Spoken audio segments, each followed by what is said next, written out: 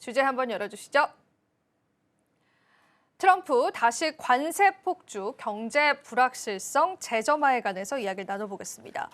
자, 우선은 저희가 이게 어떻게 된 일인지 한번 타임라인을 정리를 해볼까요? 네, 일단은 트럼프 대통령이 역시나 또 잊을만 하니까 다시 한번 또 주인공으로 등극을 해 주시는데, 일단은 스위스 제네바에서 있었죠. 미중 간의 갈등이 봉합이 어느 정도 좀 되면서 시장 자체가 조금 안정화를 되찾으면서 그때만 해도 이제 아시아 증시와 미국 증시 전체적으로 V자 반등이 들어왔습니다. 뭐 트럼프 대통령 설명은 뭐 로켓처럼 증시가 많이 올라갔었는데요.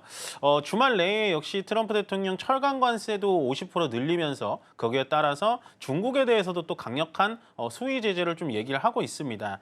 가장 중요했던 부분은 뭐냐면 일단 중국의 희토류라는 거를 지금 미국에 수출을 안 해주고 있는 것 같아요. 그렇기 때문에 아마도 이 희토류라는 게 굉장히 좀 중요하거든요. 전체적으로 F-35라는 미국의 전투기를 만들 때도 이 희토류 한 대당, 그러니까 비행기 한 대당 희토류가 한 400kg 정도 넘게 들어가고요. 거기다가 지금 2차 전지, 전기차를 만드는 구동 모터에도 자석, 네오디뮴 자석이라는 게 들어가는데, 이렇게 되면은 자동차 산업도 멈추게 되고 거기다가 반도체에도 또 이 희토류가 들어갑니다. 그러니까 이 희토류라는 게 굉장히 중요한데요. 현재 미국에는 아마 반입을 아직까지 안 하는 걸 봐서는 현재 미중 간의 갈등은 여전히 끝난 건 아니다라는 생각이 들고, 그래서 지금 이제 스콧 베센트 장관이 또 시장이 무너질 것 같으니까 트럼프 대통령을 좀 말리면서 오늘 트럼프 대통령과 시 주석이 통화를 할 거다라는 약간 좀 부드러운 어조를 얘기를 하니까 시장은 발작을 일으키진 않았는데,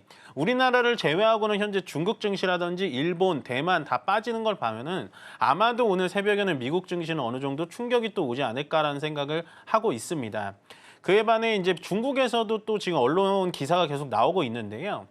미중 간의 이 무역 갈등은 우리가 잘못한 게 아니라 미국이 먼저 잘못했다라고 얘기를 하고 있어요. 이게 뭐냐면 제가 봐도 솔직히 그렇거든요. 뭐 중국 편을 든다라는 얘기가 아니라 미중 간의 갈등이 어느 정도 봉합이 됐는데 되자마자 미국에서는 뭘 했냐. AI 반도체, 고성능 반도체에 대해서 더 수출을 엄격하게 통제를 했고요.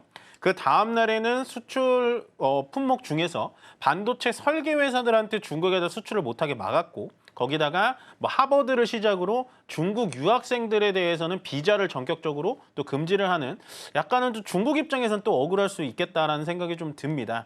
다만 지금 미중 간의 갈등이 아직도 끝나지 않았다라는 게 여러분들께 제가 전해드리고 싶은 키포인트고요. 그만큼 현재 미국도 중국의 희토류, 이 중희토류라는 게 굉장히 중요하기 때문에 이 희토류에 대해서는 미국도 중국을 어떻게 할 수가 없구나라는 생각을 하시면 좋을 것 같습니다.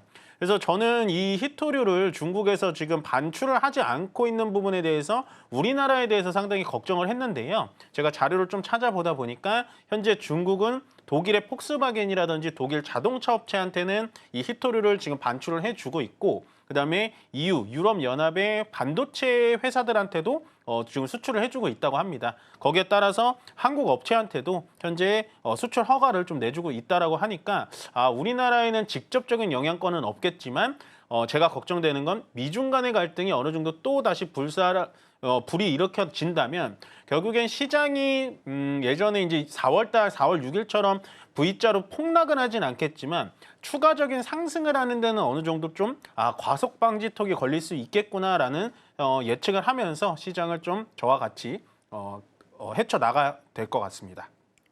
희토류 자체의 수출 중단에 관한 문제보다는 미중 간의 갈등이 계속 고조화됐었을 때 전반적인 글로벌 증시가 위축될 수 있다라는 그런 큰 그림 속에서의 불안감이 더 많은 것 같습니다. 여러 가지 또 타임라인들 풀어주셨는데요. 그래서 시장 이해도가 더 깊어진 것 같습니다.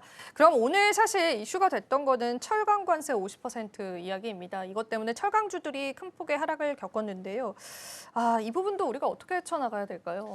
일단은 제가 말씀드렸다시피 관세에 리스크가 있는 테마는 들어가지 않는 게 좋아요. 그러니까 되게 저점이잖아요. 네. 많이 자동차도 많이 떨어져 있고 철강도 많이 떨어져 있어서 저점이라서 좀 물타기를 해볼까 이럴 수 있는데, 이렇게 종목을 선정하실 때요. 리스크가 좀 많거나 노이즈가 좀 많은 종목들은 웬만해서는 아직도 쳐다보지 않는 게 좋을 것 같습니다. 뭐 철강은 오늘 생각보다는 되게 잘 버텼어요. 저는 조금 더 떨어질 거라고 생각을 했었는데 관세가 25%가 됐던 50%가 됐던 크게 시장에서는 이제는 좀 면역력이 좀 생긴 것 같습니다. 근데 반대로 또 얘기를 드리자면요. 면역이 생긴 대신 이제는 추가적으로 기술적인 반등 말고는 반등의 모멘텀은 아직 찾기는 좀 어렵기 때문에요. 저는 지금 현재 관세에 대해서의 이제는 시장은 공포로 받아들이진 않지만 그래도 아직 관세에 대해서 리스크가 있는 테마에 대해서는 아직도 쳐다보지 않는 게 훨씬 더 좋아 보인다라는 의견 전달해 드리겠습니다. 예전부터 좀 말씀을 해주셨는데 이제 관세가 아직 완전히 끝난 건 아니기 때문에 그 리스크를 안고 있는 기업들은 여전히 전략 잡는데 여러분들 보수적으로 가져가시는 게 맞는 것 같습니다. 그러면은 이제 저희가 2025 이제 대선 특집으로서 여쭤보고 싶은 게 신정부 출범에서 제일 기대가 되는 거는 7월달 패키지 합의인 것 네. 같아요. 어떻게 관세를 좀 합의를 해놓을 것인가 그 부분인 것 같은데 어떻게 좀 시나리오 예상하세요?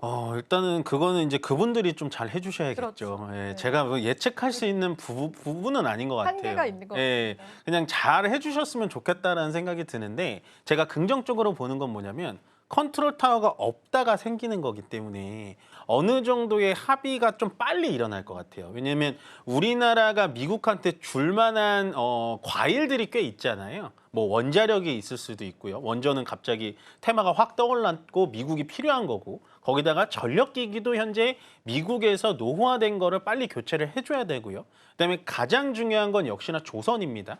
조선 쪽에 대해서 MRO 사업을 현재 하나오션이 하고 있지만 현대중공업도 같이 MRO 사업을 진행을 하고 있고요. 거기다가 마지막에 현재 미국 트럼프 대통령이 가장 하고 싶어하는 게 알래스카 LNG 사업입니다. 근데 LNG 사업 쪽에서는 강간 쪽 말고 제가 LNG 탱크라든지 LNG 선박 아니면 LNG 플랜트 이쪽을 보라고 말씀을 드린 건 결국엔 강관이라는 건 미국의 US 스틸도 할 수가 있어요. 우리나라가 그거를 뭐 특수한 특수강관을 잘 만들어서 들어갈 리는 거의 만무하다라고 보여집니다. 그렇기 때문에 이러한 우리들만의 이 협상의 무기들이 어느 정도 저는 장착이 되어 있다라고 보여지고 미국도 우리나라가 없이는 혼자 독단적으로 갈 수가 없어요. 일례로 들면 대만과 우리나라가 없으면 반도체를 못 만든다라고 말씀을 드렸죠. 그렇다시피 아마도 없었던 컨트롤 타워가 생겼기 때문에 저는 이번에 이제 협상이 들어가서 빨리는 협상을 안 하셨으면 좋겠어요. 왜냐하면 영국 말고는 지금 모든 나라가 다 협상을 대기 중이거든요. 인도랑 일본도 되게 빨리 할 것 같은데 무슨 이유가 있는지 되게 시간을 지연시키는 그런 전략을 펼치고 있어서 아마 저보다 더 잘 하시겠지만 제가 이제 높아심의 말씀을 드리는 건 우리가 가지고 있는 협상 기술, 협상 무기에 대해서도 충분히 미국과의 뭐 협상 우위를 점할 수는 없겠지만 어느 정도의 과실을 좀 따올 수 있는 그런 좀 컨트롤 타워가 됐으면 좋겠다라고 말씀드리겠습니다. 우리는 사실은 기다릴 수밖에 없는 입장인데요. 그래도 이제 다행인 거는 다른 국가들이 트럼프 정부와의 합의점들을 조금 잃어가는 과정 속에서 우리는 일단은 그 시나리오들을 알고 있다라는 부분인 것 같습니다. 그래서 유리하게 또 이러한 합의점들이 도출되기를 좀 바라보겠고요. 사실 증시에 있어서 그 부분을 가장 또 투자자분들이 기대하는 부분이지 않을까 싶습니다. 그럼 마지막으로 최선호 기업 한번 짚어보겠습니다. 오늘 또 어떤 선호 기업들 가지고 오셨을까요?